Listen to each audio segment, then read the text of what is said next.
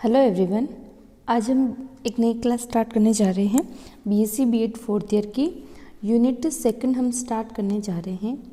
Unit second का नाम है हेट्रोसाइक्लिक कंपाउंड, विषम चक्रीय यौगिक।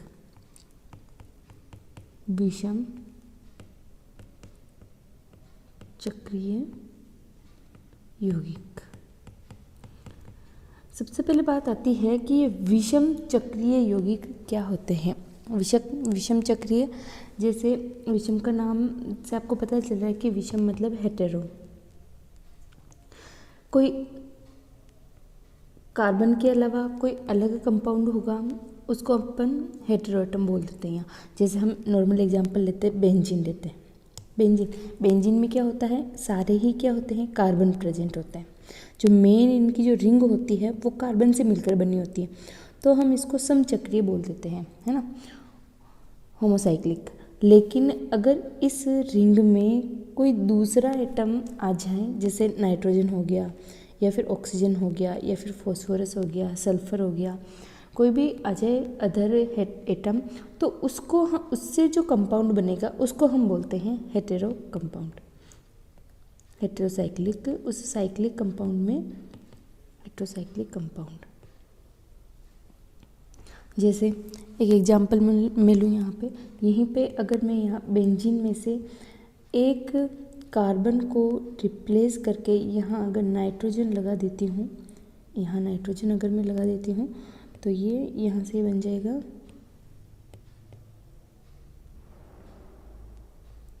ये संरचना बन गई। और इसमें वही 3 आप पाई बॉन्ड लगा दीजिए, ये इस नाइट्रोजन के पास लोन पेयर। अगर हमने यहाँ से एक कार्बन को किसी हेटेरो एटम से रिप्लेस किया है तो बनने वाला जो कंपाउंड होगा वो होगा हेटेरोसाइक्लिक कंपाउंड। ठीक है, परिभाषा देखते हैं अपन कि ये भी क्या होता है। देखो सिंपल, इसमें 3-4 कैरेक्टरिस्टिक्स होते हैं इसके। जैसे एक तो कि ये चक्रीय कंपाउंड होने चाहिए अपने, ये चक्रीय साइक्लिक कंपाउंड होते हैं, यह चक्रीय यौगिक होते हैं, ये साइक्लिक कंपाउंड होते हैं। अगर ये साइक्लिक है तो साइक्लिक मतलब ये हक्कल रूल को भी क्या करनी चाहिए, फॉलो करनी चाहिए, हक्कल रूल को फॉलो करनी चाहिए। ठीक है, ये चक्रीय के अंदर आ गया। हक्कल रूल मतलब 4n+2 पाई इलेक्ट्रॉन इसमें होने चाहिए और ये कॉन्जुगेशन में होने चाहिए और ये प्लेनर संरचना होनी चाहिए। ठीक है, तभी ये साइक्लिक होता है। ये चक्रीय यौगिक होना चाहिए, इसके अंदर ही है। और आता है कि इसमें ये एरोमेटिक हैं। ठीक है, तो ऐसे कंपाउंड जिसमें जो एरोमेटिक हैं, जो हक्कल रूल को फॉलो करता है और जिसमें एक कम से कम एक हेटेरो एटम तो इसमें प्रेजेंट हो ही, तो उसको अपन बोलते हैं हेटेरोसाइक्लिक कंपाउंड। ठीक है, कि जैसे ऐसे अगर मैं परिभाषा की इसकी बात करूँ तो ऐसे चक्रीय यौगिक जिनकी रिंग में ऐसे चक्रीय यौगिक जिनकी रिंग या वलय में कम से कम एक विषम परमाणु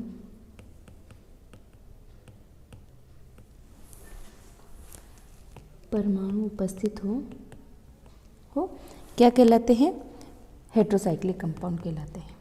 हेटेरोसाइक्लिक या विषम चक्रीय यौगिक कहलाते हैं। अब इसमें मैं बता रही हूँ कि कौन कौन से अपन हेटेरोसाइक्लिक एटम मतलब हेटेरो एटम काम में ले सकते हैं। तो जैसे नाइट्रोजन अपन ले सकते हैं, ऑक्सीजन ले सकते हैं, सल्फर ले सकते हैं। मेनली हम इन तीनों का ही यूज़ में लेते हैं। ये 3 हेटेरो एटम हैं जो हम इसमें यूज़ में ले सकते हैं। ठीक है, अब बात आती है कि हम किन किन कंपाउंड को हेटेरोसाइक्लिक कंपाउंड के रूप में यहाँ इस जो चैप्टर है उसमें स्टडी करेंगे। तो उसमें आती है जनरली जो 5 और 6 मेंबर होते हैं ना, 5 और 6 मेंबर हेटेरोसाइक्लिक कंपाउंड होते हैं, उनको हम इसमें स्टडी करेंगे। 5 और 6 मेंबर जो भी होंगे उनको, क्योंकि ये ज़्यादा स्टेबल होती हैं और इनकी ही स्टडी हमें हमारे इस यूनिट में, इस वाले चैप्टर में करनी है। तो जनरली अगर मैं एग्जांपल बताऊँ हेटेरोसाइक्लिक एटम कंपाउंड कौन कौन से हैं, तो एक जनरली ये आता है, ये 5 मेंबर वाला ऑक्सीजन, ये डबल बॉन्ड है यहाँ पे और ये ऑक्सीजन के पास लोन पेयर है। ठीक है, अब देखो सबसे पहले पता लगाना है कि एरोमेटिक है कि नहीं है। एरोमेटिसिटी पता लगाने के लिए एक नॉन प्लेनर प्लेनर संरचना है ये। ठीक है, प्लेनर। अब आप देखिए कि इसमें क्या 4n+2 पाई इलेक्ट्रॉन डिलोकलाइज हो रहे हैं, मतलब संयुग्म उनमें हैं और घूम रहे हैं। तो ये देखिए, एक तो ये रहा, एक दूसरा ये रहा, एक ये जो लोन पेयर है ऑक्सीजन के पास है, ये भी कॉन्जुगेशन का हिस्सा है, ये भी अनुनाद में भाग लेंगे। ये देखिए कॉन्जुगेशन जब करेंगे ये यहाँ से करेंगे, यानी 6 पाई इलेक्ट्रॉन यहाँ घूम रहे हैं। आप ये 4n+2 पाई इलेक्ट्रॉन वाले फॉर्मूले से करके देखिए। अगर मैं यहाँ एक वैल्यू रखती हूँ तो 2 पाई इलेक्ट्रॉन, यानी अगर ये 6 पाई इलेक्ट्रॉन किसी सिस्टम में प्रेजेंट है तो वो क्या होती है, एरोमेटिक है ये। ठीक है, एरोमेटिक संरचना है। मतलब मैं ये बताना चाह रही हूँ कि आपको ये जो मैंने हेट्रोसाइक्लिक कंपाउंड बनाया है वो एरोमेटिक है, प्लेनर है। ठीक है, ये एरोमेटिक, ये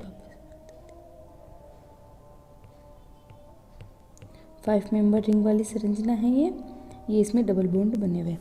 इसका जो जनरली नाम है वो नाम है फ्यूरेन। ये 5 मेंबर वाला हेट्रोसाइक्लिक कंपाउंड है। दूसरा अपन देखते हैं, सेम इसके जैसा ही, जिसमें 2 यहाँ पाई इलेक्ट्रॉन होंगे, पाई बॉन्ड होंगे और यहाँ पे हेट्रो एटम जो है सल्फर प्रेजेंट होगा।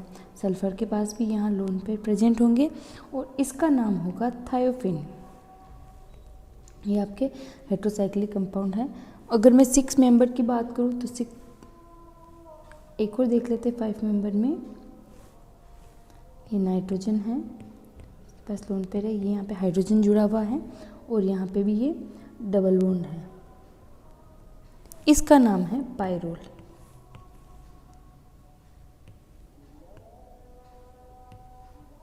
इसका नाम है पायरोल।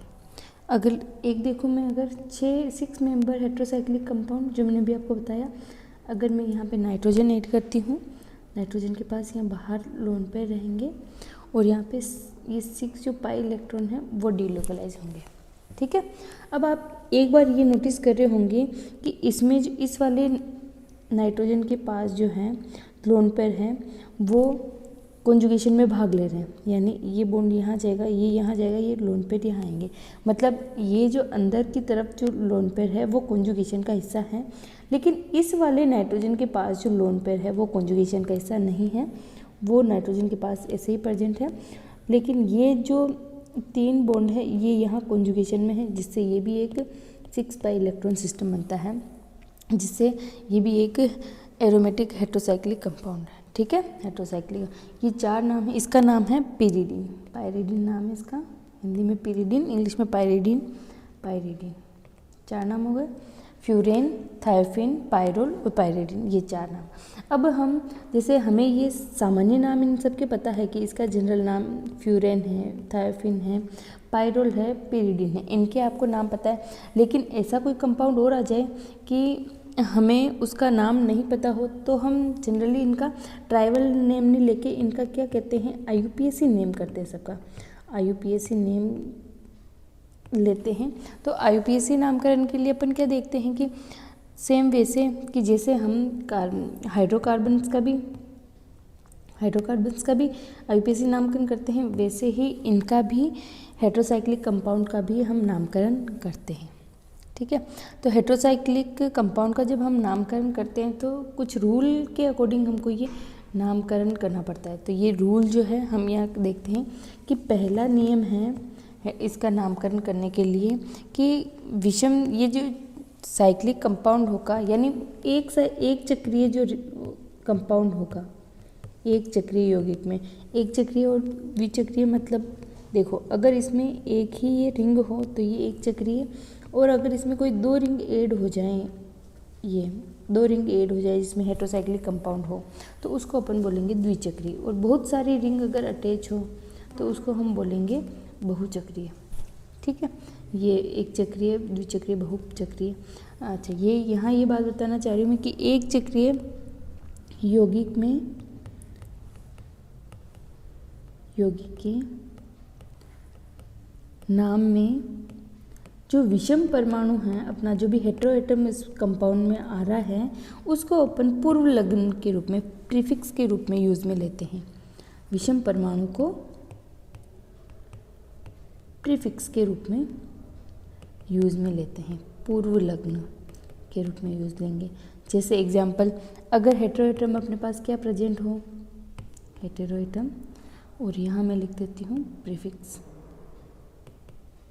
ठीक है, अब देखो, अगर अपने पास हम ऑक्सीजन काम में ले रहे हैं, यहाँ पे hetero atom, as a hetero atom किसी कंपाउंड में अगर ऑक्सीजन प्रेजेंट है तो हम वहाँ पे प्रीफिक्स क्या लगाएंगे, ऑक्सा।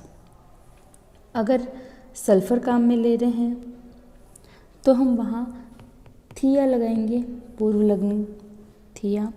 और अगर नाइट्रोजन काम में ले रहे हैं हम ये एज ए हेटेरो एटम, तो हम वहाँ पे एजा लगाएंगे। मैंने आपको बताया मेन हमको ऑक्सीजन, सल्फर और नाइट्रोजन, इनके ही हेटेरोसाइक्लिक कंपाउंड पढ़ने हैं इसमें, तो हम जनरली इनका ही नामकरण देखेंगे।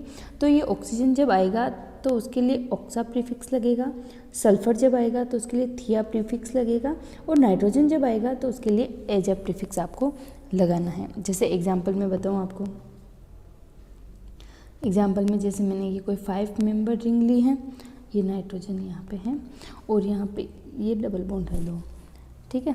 तो अब इसमें जो है मेरे को प्रीफिक्स अगर यूज़ में लेना हो तो मैं यहाँ क्या प्रीफिक्स यूज़ में लूँगी, मैं यहाँ पे प्रीफिक्स यूज़ में लूँगी एजा, ठीक है।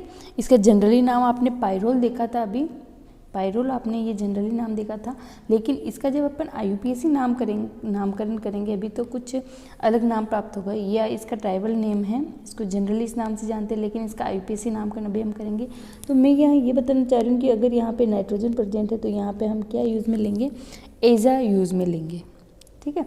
अब दूसरा रूल ये आता है कि वलय में कितने परमाणु हैं उसकी संख्या के लिए भी अलग अलग टर्म यूज़ में ली जाती है। जैसे हमने हाइड्रोकार्बन का जब नामकरण किया था, हाइड्रोकार्बन का जब कार्बन की संख्या क्या था, पर जैसे एथ, मेथ, प्रोप, ब्यूट, पेंट ऐसे हम यूज़ में लेते हैं, तो वैसे ही जब इसमें भी कितने मेंबर रिंग में प्रेजेंट है, 5 मेंबर है, 6 मेंबर है, या कितने मेंबर हैं, तो उसके बेस पे इसका नामकरण होता है, कितने मेंबर इसमें प्रेजेंट है, ठीक है।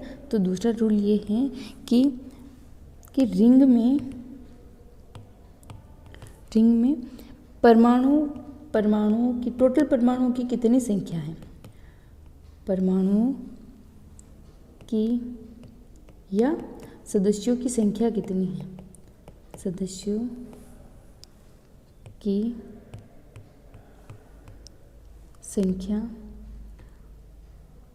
के आधार पर इसे नामकरण करेंगे अपन के आधार पर। अगर किसी रिंग में 5 सदस्य हैं, जैसे अभी मैंने ये बनाया था, ये जो मैंने आपको भी एजा कंपाउंड करके पायरोल की संरचना ये जो बनाई, इसमें 5 है, 1 2 3 4 5, ये 5 आपके पास मेंबर हैं, तो ये हो जाएगा 5 सदस्य वाला।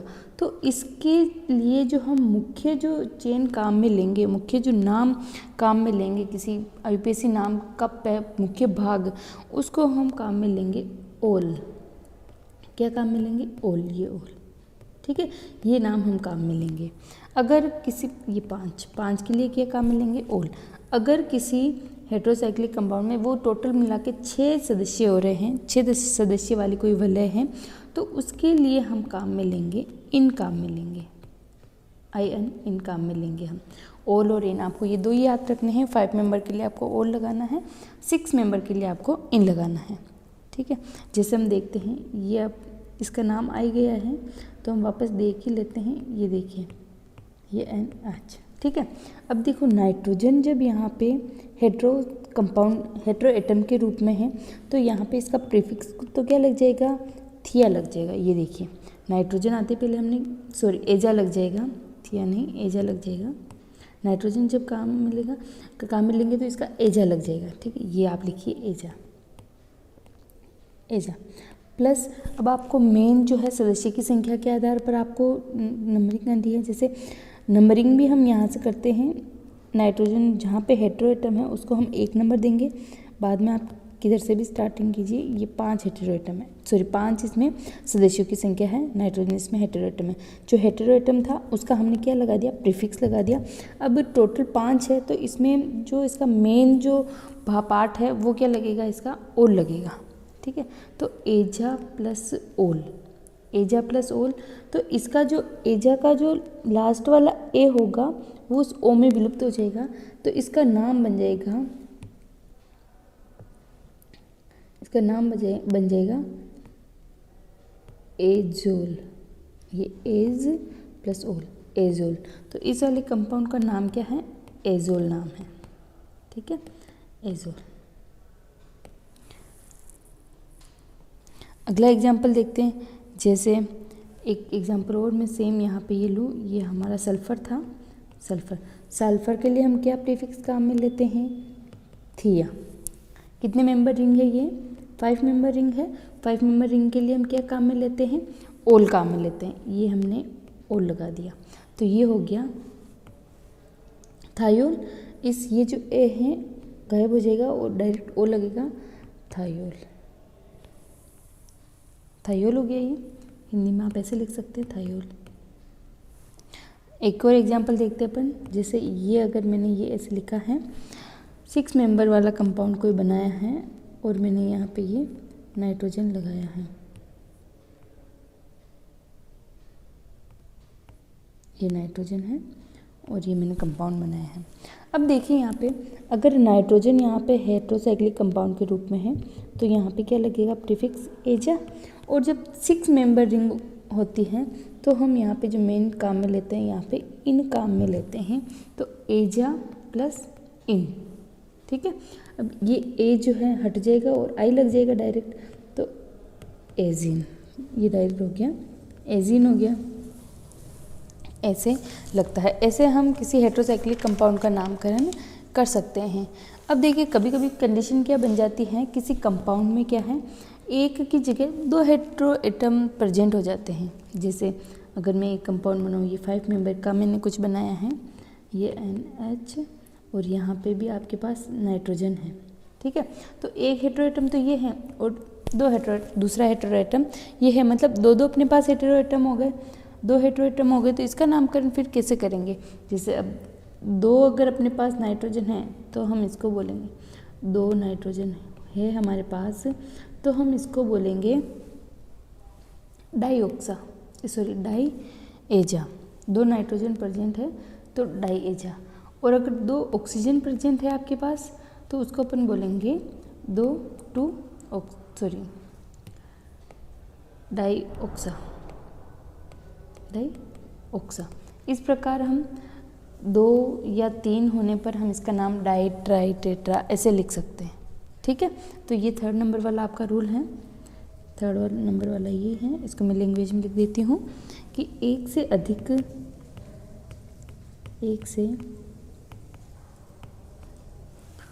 अधिक हेटेरो एटम यानी विषम परमाणु हेटेरो एटम होने पर पूर्व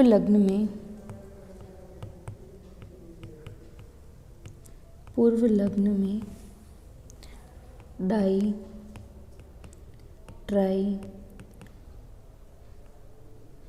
टेट्रा इत्यादि अपन लगा देते हैं, ठीक है। ये 3रा रूल था।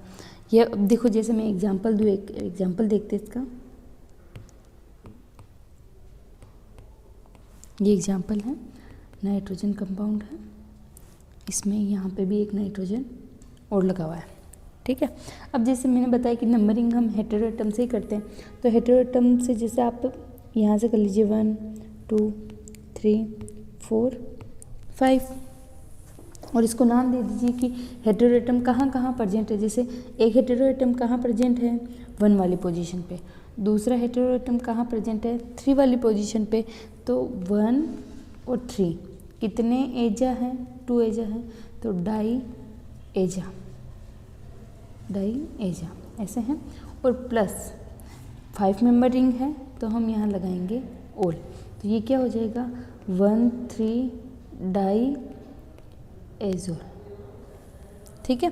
1,3 डाइएजोल हो जाएगा ये।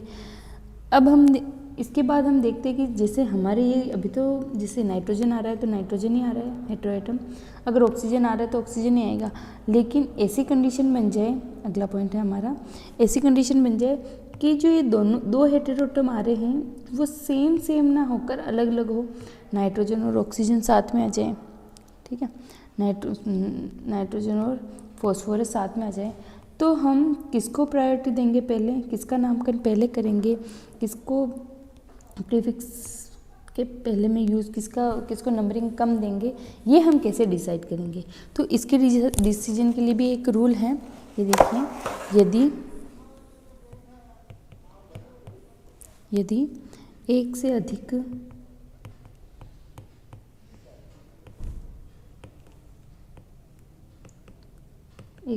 भिन्न भिन्न विषम परमाणु यानी हेटेरोएटम अगर अपने पास हो, विषम परमाणु हो, तो उस परमाणु को वरीयता दी जाती है, उस परमाणु को वरीयता दी जाती है जो आवर्त सारणी में उच्च वर्ग का हो, उस वर्ग का हो। मतलब मैं ये कहना चाह रही हूँ कि अगर हमारे पास ऑक्सीजन और नाइट्रोजन दो हेटेरो एटम आ गए, तो हम किसको नंबरिंग कम देंगे, किसका नामकरण पहले करेंगे, तो नाम पहले किसका लिखा जाएगा, बाद में किसका लिखा जाएगा, ये हम किस बेस पे डिसाइड करेंगे। तो ये इस बेस पे डिसाइड करेंगे कि जो आवर्त सारणी में उच्च वर्ग का एलिमेंट होगा उसको हम पहले लिखेंगे, ठीक है। जैसे ऑक्सीजन हो गया और एक नाइट्रोजन हो गया। अब आपको पता है ऑक्सीजन जो है कौन से वर्ग का तत्व है, ऑक्सीजन 16वें वर्ग का तत्व है, और नाइट्रोजन जो है 15वें वर्ग का है, 15-16 वर्ग की है। तो यहाँ देखें आप कि ऑक्सीजन और नाइट्रोजन अगर साथ आ जाए तो पहले प्रायोरिटी किसको मिलनी चाहिए, ऑक्सीजन 16वें का है, 16वां उच्च वर्ग है, ये निम्न वर्ग है इसकी तुलना में, तो ऑक्सीजन को ज़्यादा प्रायोरिटी मिलेगी किससे, नाइट्रोजन से, ठीक है। एग्जाम्पल अपन देख लेते हैं इसका। एग्जाम्पल हम देखें यहाँ पे, ये नाइट्रोजन, ये ऑक्सीजन, ठीक है, और ये हमारे बॉन्ड बने हुए। अगर मैं इसकी नंबरिंग करूँ, अब नंबरिंग करते देखिए किसको प्रायोरिटी देनी है, ऑक्सीजन को, ठीक है। ऑक्सीजन और नाइट्रोजन इसमें दोनों प्रेजेंट है और प्रायोरिटी ऑक्सीजन को देनी है, तो ऑक्सीजन को यहाँ देंगे 1 2 3 4 5, ठीक है।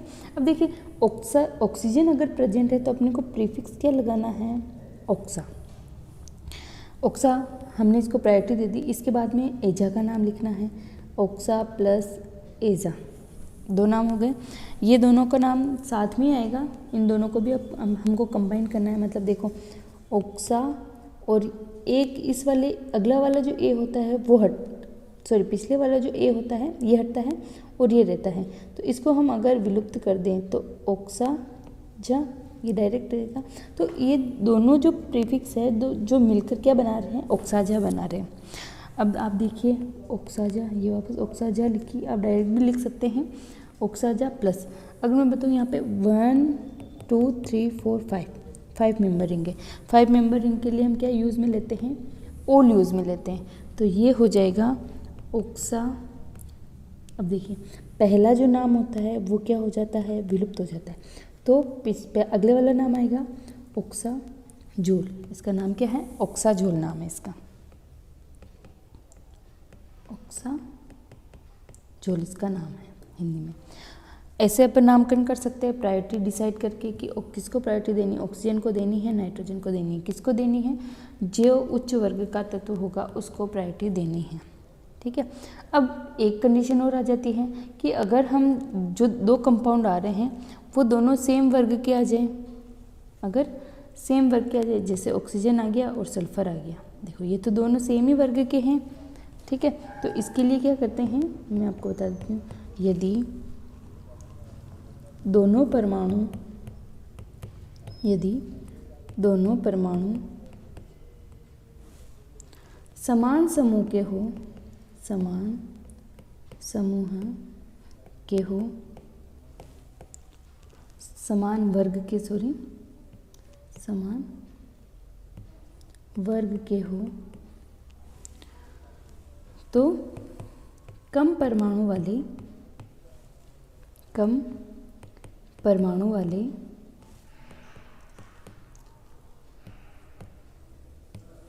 परमाणु क्रमांक वाले समूह को प्रायिकता दी जाएगी। मतलब अगर जैसे मैंने बताया ना, ऑक्सीजन और सल्फर दोनों आ गए, ठीक है, या फिर एक किसी कंपाउंड में नाइट्रोजन और फॉस्फोरस दोनों आ गए, तो हम किसको प्रायोरिटी देंगे? तो जिसका एटॉमिक नंबर यानी परमाणु क्रमांक कम होगा उसको हम प्रायोरिटी देंगे। उसको हम क्या देंगे? ऑक्सीजन का 8 होता है, सल्फर का 16 होता है, नाइट्रोजन का 7 है, इसका 15 है। मतलब ऑक्सीजन को क्या देनी है? प्रायोरिटी देनी है, और इसमें नाइट्रोजन को क्या देनी है? प्रायोरिटी देनी है। अब मैं बात करूँ, जैसे हम इकट्ठा एक साथ अगर क्रम देखूँ मैं कि मेरे पास 4 कंपाउंड हैं, सल्फर है, नाइट्रोजन है, ऑक्सीजन है और फॉस्फोरस है। 4 हमारे पास कंपाउंड हैं। अगर हमें इनकी संरचना देखनी है, मतलब हमें पता लगाना है कि कैसे हम इनकी प्रायोरिटी को डिसाइड करेंगे, तो आप पहले देखें कि उच्च वर्ग के कौन कौन से हैं, ठीक है। मतलब ग्रुप नंबर 16 के कौन कौन से हैं। एक तो ऑक्सीजन 16 का है और सल्फर भी 16 का है, ये दोनों 16 के हो गए। अब आप देखिए 15 के कौन कौन हैं। 15 के आप देखिए, ये नाइट्रोजन और फॉस्फोरस दोनों क्या हैं? 15 के हैं। मतलब हमें लिखना है तो पहले किसको है? 16 वालों को। 16 में भी सल्फर और ऑक्सीजन 2 हैं। अब इन दोनों में भी आप देखिए कि सब कम एटॉमिक नंबर किसका है? ऑक्सीजन का है, तो ऑक्सीजन का कम एटॉमिक नंबर, मतलब ऑक्सीजन सबसे पहले आएगा, इसको प्रायोरिटी अपन सबसे पहले देंगे। ऑक्सीजन के बाद में प्रायोरिटी किसको मिलेगी? सल्फर को मिलेगी। ये ऑक्सीजन के बाद सल्फर। ये 16वां वर्ग हमारा कंप्लीट हो गया। अब हम 15 की बात करते हैं। 15 में भी कम परमाणु क्रमांक किसका है? नाइट्रोजन का है और बाद में फॉस्फोरस का है। इस प्रकार हम प्रायिकता का क्रम डिसाइड करते हैं। अब कुछ भी आ जाए, अगर किसी कंपाउंड में सल्फर और फॉस्फोरस आ गया तो आपको सल्फर को प्रायोरिटी देनी है और फॉस्फोरस को कम प्रायोरिटी देनी है। अब इस क्रम में आपको प्रायोरिटी ध्यान रखनी है, ठीक है। ये प्रायिकता का क्रम ये हो गया। इस प्रकार आप नामकरण कर सकते हैं। अब एक जो एक और रूल है कि किसी कंपाउंड में नाइट्रोजन प्रेजेंट है कि नहीं है, ये हम इसके बेस पे हम अलग नामकरण और करते हैं। इसके बेस पे क्या इसमें जो अनुलग्न लगेगा, हमने प्रीफिक्स की बात करी, हमने मेन की बात करी, इसमें अनुलग्न भी क्या लगता है वो हम देखेंगे। अगला रूल है वलय संतृप्त है अथवा असंतृप्त है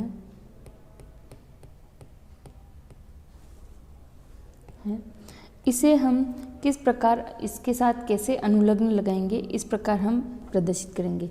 इसके साथ इसे निम्न प्रकार अनुलग्न लगाकर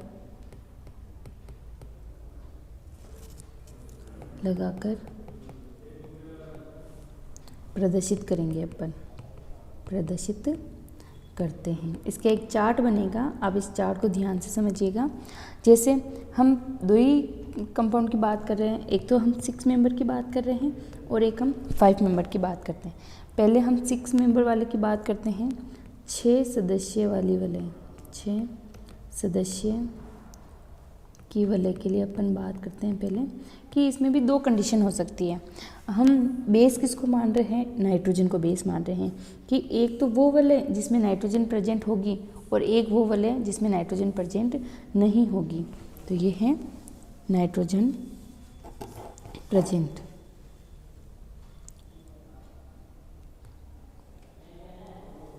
और एक है नाइट्रोजन एब्सेंट,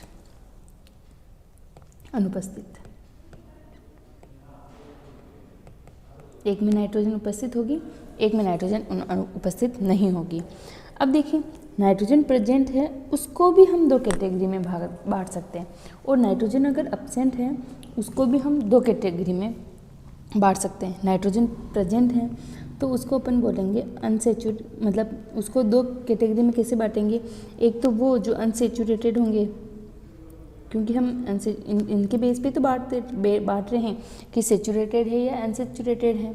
सेचुरेटेड मतलब जिसमें केवल सारे सिंगल बॉन्ड है ना, और अगर किसी में पाई बॉन्ड है मतलब वो अनसेचुरेटेड है। ठीक है, अनसेचुरेटेड और सेचुरेटेड। एग्जाम्पल देख लेते हैं अपन, कौन सी 6 वलय की ऐसी वलय हैं जिसमें नाइट्रोजन प्रेजेंट है और वो अनसेचुरेटेड है।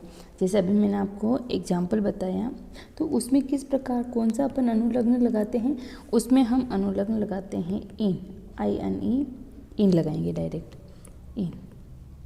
ठीक है, अब इसका एग्जाम्पल मैं आपको बताती हूँ। ये एग्जाम्पल अभी हमने देखा था जस्ट, जिसको मैंने पायरिडीन बोला था। इसमें देखिए आप डबल बॉन्ड थे हमारे पास, यानी ये अनसेचुरेटेड तो है, 6 मेंबर भी हैं, और इसमें 6 मेंबर हैं, पहली कंडीशन को पूरा करती हैं। नाइट्रोजन प्रेजेंट है, इसमें नाइट्रोजन प्रेजेंट है, ये नाइट्रोजन भी प्रेजेंट है, और ये अनसेचुरेटेड भी है। ये आप देखिए डबल बॉन्ड है, तीनों कंडीशन को फॉलो करती है। तो इसमें अनुलग्न क्या लगाना है अपने को, इन लगाना है। ठीक है, नामकरण करते हैं। कौन सा हेटेरोएटम है, नाइट्रोजन है। नाइट्रोजन के लिए हम क्या लगाते हैं, एजा लगाते हैं। ठीक है, एजा प्लस अनुलग्न क्या लगाना है, डायरेक्ट इन, INE, इन। तो इसके लिए हम क्या यूज में लेंगे, AZ। आपको पता है पहला वाला क्या हो जाता है, हट जाता है, तो इसमें क्या लगेंगे, INE, AG, डायरेक्ट हो जाएगा। इसका नाम क्या हो जाएगा, एजिन नाम हो जाएगा। अब हम सेचुरेटेड की बात करते हैं। सेचुरेटेड में क्या करना है, ये हम 6 मेंबर्स कंपाउंड है, ये देखिए कुछ नहीं करना है। सेचुरेटेड मतलब इसमें कोई किसी भी प्रकार का डबल बॉन्ड नहीं होगा, डबल बॉन्ड नहीं होगा, लेकिन लोन पेयर तो होगा ना। ठीक है, तो ये सेचुरेटेड है, तो इसके लिए जो है हम अनुलग्न क्या काम में लेते हैं, इनिडीन काम में लेते हैं। क्या लेते हैं, इनिडीन काम में लेते हैं। तो इसके लिए नाम देखते हैं, एजा। इसमें हेटेरोएटम क्या है, नाइट्रोजन है, तो ये हो गया एजा प्लस अनुलग्न क्या लगाएंगे, इनिडीन। ठीक है, अब इसका साथ में नाम लिखते हैं, ये ए क्या हो जाएगा, विलुप्त हो जाएगा, तो एजिनिडीन नाम हो जाएगा इसका।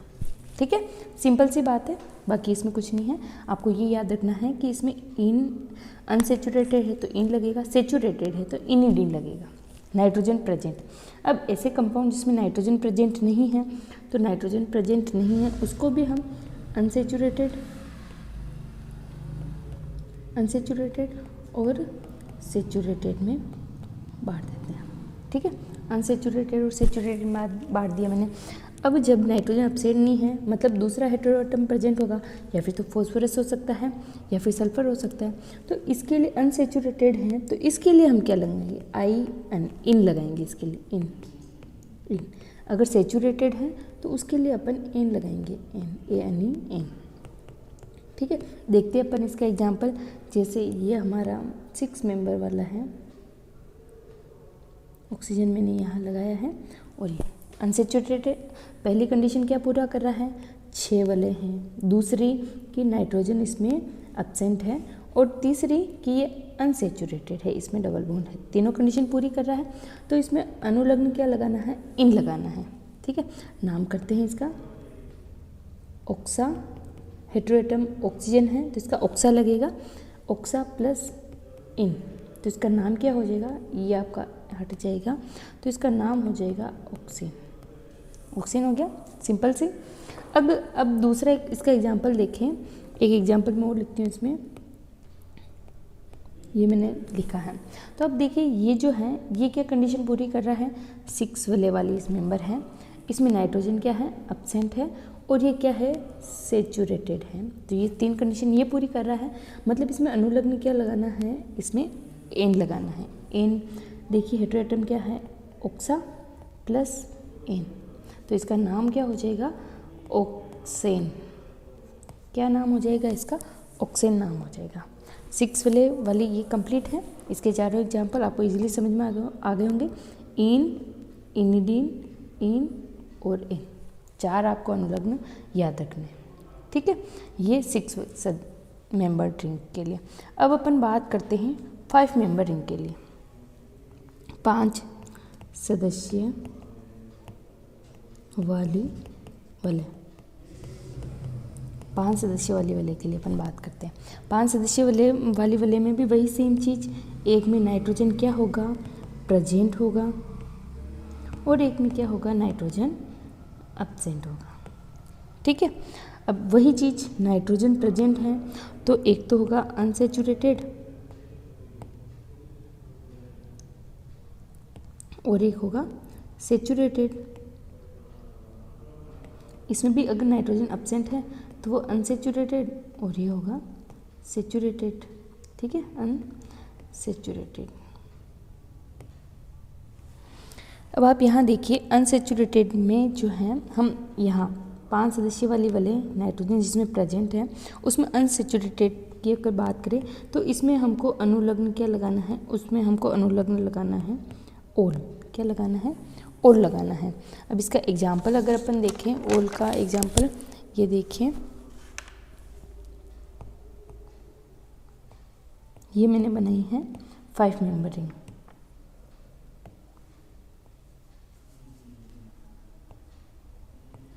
रिंग बनाई है। इसमें एक हेटेरोएटम और लगा देती हूँ, आपका नाम कनेजी हो जाएगा। ये देखिए, क्या ये हमारी कंडीशन को पूरा कर रहा है, मतलब क्या ये 5 मेंबर है, यस 5 मेंबर है ये। दूसरा, क्या इसमें नाइट्रोजन प्रेजेंट है, हाँ नाइट्रोजन प्रेजेंट है। क्या ये अनसैचुरेटेड है, हाँ ये अनसैचुरेटेड है। तो इसका नामकरण करते वक्त हमें क्या लगाना है, अनुलग्न ओल लगाना है। मतलब आप देखिए इसमें नामकरण आप हेटेरोएटम से स्टार्ट करेंगे, 1 2 3 4 5। हमने पढ़ा था जब सेम हेटेरो एटम प्रेजेंट हो तो हम इसको नंबरिंग करके 1,3 डाई एजा नाम दे सकते हैं, 1,3 डाई एजा बोल सकते हैं इसको। प्लस इसमें हमको 5 मेंबर रिंग है, ये 5 मेंबर रिंग है और इसमें अनुलग्न क्या लगाना है, ये अनसैचुरेटेड है तो इसमें अनुलग्न क्या लगाना है, ओल लगाना है। तो ओल हम लगा देते हैं, प्लस ओल ये मैंने लगा दिया। तो ये क्या हो जाएगा, 1,3 डाई एजोल। ठीक है, इसका नाम ही हो जाएगा। अब अपन देखते हैं सैचुरेटेड कंपाउंड अगर हमारे पास में आ जाए, सैचुरेटेड आ जाए तो उसके लिए हम क्या लगाएंगे अनुलग्न, उसके लिए हम लगाएंगे ओलिडीन। क्या लगाएंगे, ओलिडीन। अब देखिए आप कंपाउंड ये बनाइए, ये कंपाउंड हमने बनाया है, ये ऑक्सीजन यहाँ लगाया। ठीक है, अब देखिए क्या ये हमारी कंडीशन को पूरा कर रहा है, यानी क्या ये 5 मेंबर है, जी 5 मेंबर है। क्या ये इसमें नाइट्रोजन प्रेजेंट है, हाँ इसमें नाइट्रोजन प्रेजेंट है। क्या ये सैचुरेटेड है, हाँ ये सैचुरेटेड है। 3 कंडीशन पूरी, मतलब इसमें अपने को अनुलग्न क्या लगाना है, ओलिडीन लगाना है।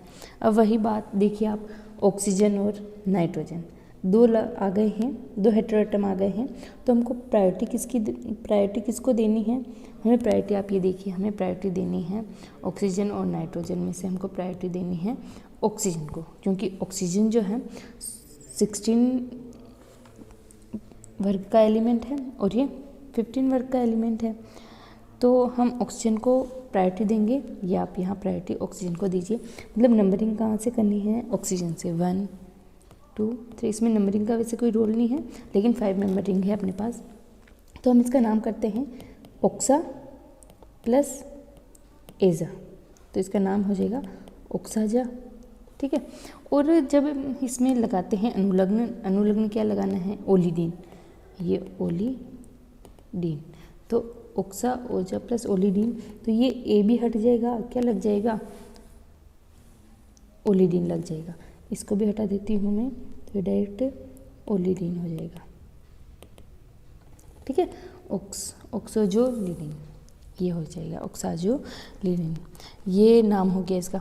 अब एक एग्जांपल अपन इसका लेते हैं कि जैसे अगर किसी में नाइट्रोजन एब्सेंट है, 5 member ring, nitrogen absent, unsaturated का एग्जांपल लेते हैं कि उसमें अगर है तो हमको क्या अनुलग्न लगाना है, उसमें हमको अनुलग्न लगाना है ओल। जो हमने इसमें लगाया, अनसैचुरेटेड में नाइट्रोजन प्रेजेंट है, नाइट्रोजन अब्सेंट में भी उसको यही लगाना है। जैसे ये अगर मैं रिंग बनाऊँ यहाँ पे ये, तो इसमें देखिए आप 5 मेंबर अनसेचुरेटेड है, 5 मेंबर है अनसेचुरेटेड भी है। तो इसमें देखिए ये एस आ रहा है, एस मतलब हमको क्या लिखना है, इसके लिए थिया लिखना है। क्या लिखना है? थिया लिखना है। थिया के बाद प्लस कितने मेंबर है? 5 मेंबर, ये क्या लगेगा? ओल लगेगा। तो इसका नाम हो जाएगा थायोल। हो गया, थायोल हो गया। अगर ये सेचुरेटेड है तो इसके लिए क्या लगेगा? ओलेन लगेगा। क्या लगेगा? ओलेन। ओलेन इसका अनुलग्न लगेगा। एग्जाम्पल देखते हैं, इसका एग्जाम्पल क्या है, मैं आपको यहाँ वापस लिख दे रही हूँ। नाइट्रोजन जिसमें एब्सेंट हो उसमें एक तो अनसेचुरेटेड, सेचुरेटेड और सेचुरेटेड। अनसेचुरेटेड में मैंने आपको अभी एग्जाम्पल बताई है, सल्फर वाला, थायोल वाला। आपने इसका नाम थिया प्लस ओल करके करा तो इसका नाम हो गया थायोल। ठीक है। अब सेचुरेटेड वाले में क्या है, एग्जाम्पल है इसमें हमको क्या लगाना है? ओलेन लगाना है। अनुलग्न, अनुलग्न हमको क्या लगाना है? ओलेन। अब देखिए ये क्या, ये 5 मेंबर है? हाँ। क्या इसमें हेटेरोएटम नाइट्रोजन के अलावा है? हाँ, नाइट्रोजन इसमें एब्सेंट है। क्या ये सेचुरेटेड है? हाँ, सेचुरेटेड भी है। तीनों कंडीशन पूरी करता है तो इसमें अनुलग्न कौन सा लगाना है? ओलेन लगाना है। तो देखिए ऑक्सा प्लस ओलेन, तो ए हट जाएगा, ऑक्सोलेन। ठीक है, ये कंप्लीट हो जाएगा। हमने अब जितने भी नामकरण के ये रूल देखे, इनके बेस पे हम नेक्स्ट वीडियो में इनका नामकरण करेंगे। ठीक है, आज के लिए इतना ही। Thank you.